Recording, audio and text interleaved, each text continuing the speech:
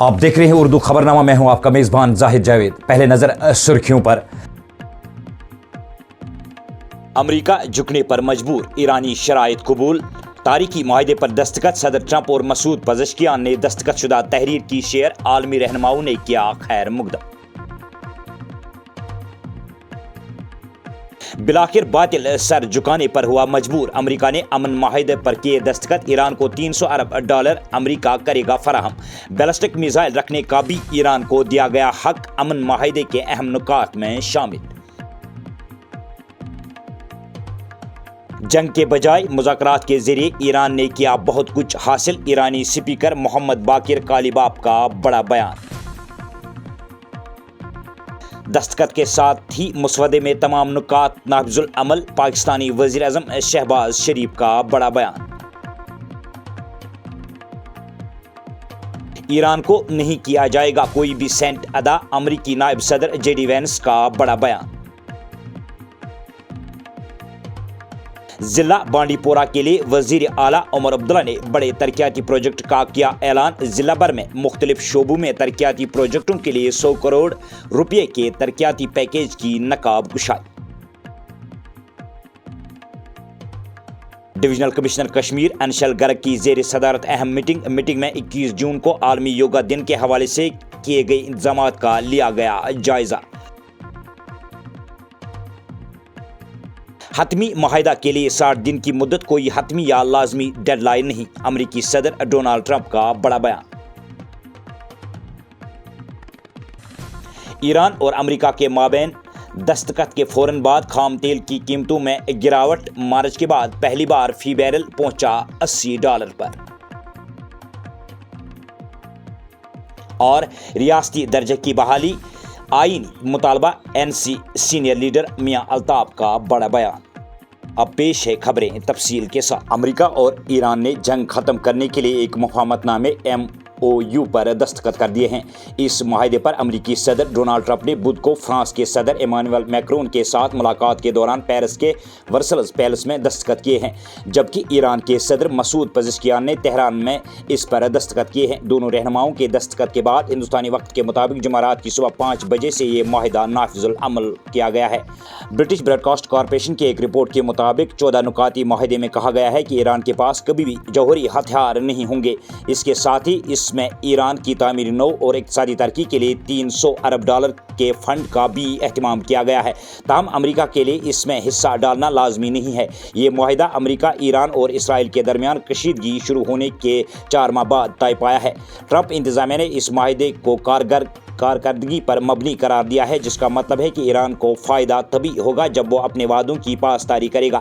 Report کے مطابق معاہدے کے تحت ایران میں جنگ ختم ہوگی اور لبنان میں بھی تنازع ختم کرنے کی بات کہی گئی ہے۔ ساتھ ہی آبنائے ہرمز کو دوبارہ کھولنے اور امریکہ کی بحری ناکہ بندی ختم کرنے کا بھی ذکر کیا گیا ہے۔ فرانس کے صدر ایمانوئل میکرون نے سوشل میڈیا پر ٹرمپ کے اس معاہدے پر دستخط کرنے کی ویڈیو پوسٹ کرتے ہوئے بدھ کو لکھا کہ صدر ٹرمپ نے آج رات ورسلز میں ایران اور امریکہ کے درمیان معاہدے پر دستخط کر دیے ہیں۔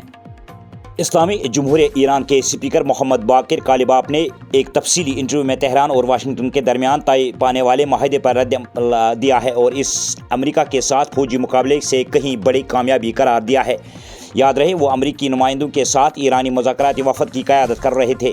کالیباف کے کچھ بیانات کا انہوں نے انٹرویو میں کہا کہ ہم جو کچھ فوجی کارروائی سے حاصل کرنا چاہتے تھے، اس سے کئی گنا زیادہ ہم نے مذاکرات کے ذریعے حاصل کیا ہے، اس کا کوئی موازنہ نہیں ہے۔ انہوں نے مزید کہا کہ ہر جنگ میں کچھ کامیابیاں ہو سکتی ہیں، لیکن اگر یہ کامیابی آخرکار کسی قانونی اور سیاسی دستاویز میں تبدیل نہ ہو اور درج نہ کی جائے تو ان کا کوئی فائدہ نہیں ہوتا ہے۔ نہ تاریخ میں اور نہ ہی میدان میں حاصل شدہ کامیابیوں کو ثابت کرنے میں ہمیں عقل مندی سے آگے بڑھنا چاہیے، اور جو ہاتھ سے کھل سکتی ہے وہ اسے دانتوں سے کھولنے کی ضرورت نہیں ہے۔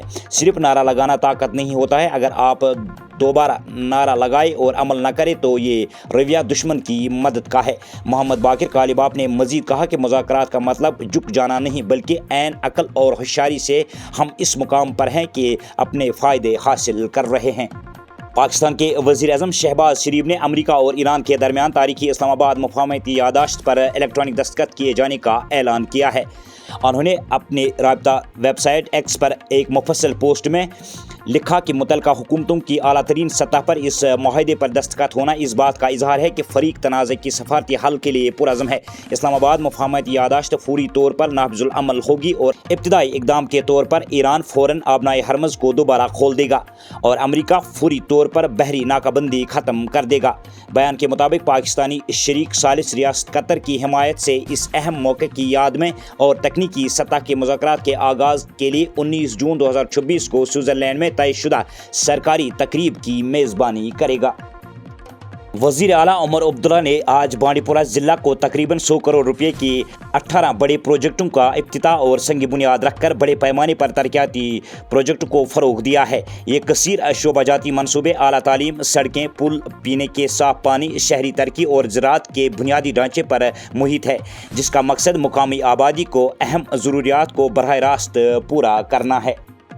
اس پروگرام کو آپ تک پہنچانے میں ہمارے ساتھ تعاون کیا ہے گلوبل انوویشنز کنسلٹنسی نے، جو کہ تعلیم کے لیے وادی کا بھروسے مند برانڈ ہے۔ اسٹار ہاسپٹل صنعت نگر سری نگر نے، جہاں دنیا کے بہترین ڈاکٹرز ہر مرض کا شفا بخش علاج کرتے ہیں۔ ڈویژنل کمشنر کشمیر انشل گرگ نے 21 جون کو بین الاقوامی یوگا ڈے کے انتظامات کو حتمی شکل دینے کے لیے سری نگر میں ایک اعلیٰ سطحی میٹنگ کی صدارت کی ہے، جس میٹنگ کے دوران تیاریوں کا جائزہ لیا گیا۔ ان میں یوگا میٹ اور ٹی شرٹس کی تقسیم، شرکاء کے لیے ٹرانسپورٹ پلان، وزیر اعظم کے سیشن کی لائیو اسٹریمنگ اور مکمل لاجسٹک سپورٹ کے ساتھ SKICC سری نگر کے علاوہ ضلعی سیاحتی مقامات پر ہونے والے پروگرام شامل ہیں۔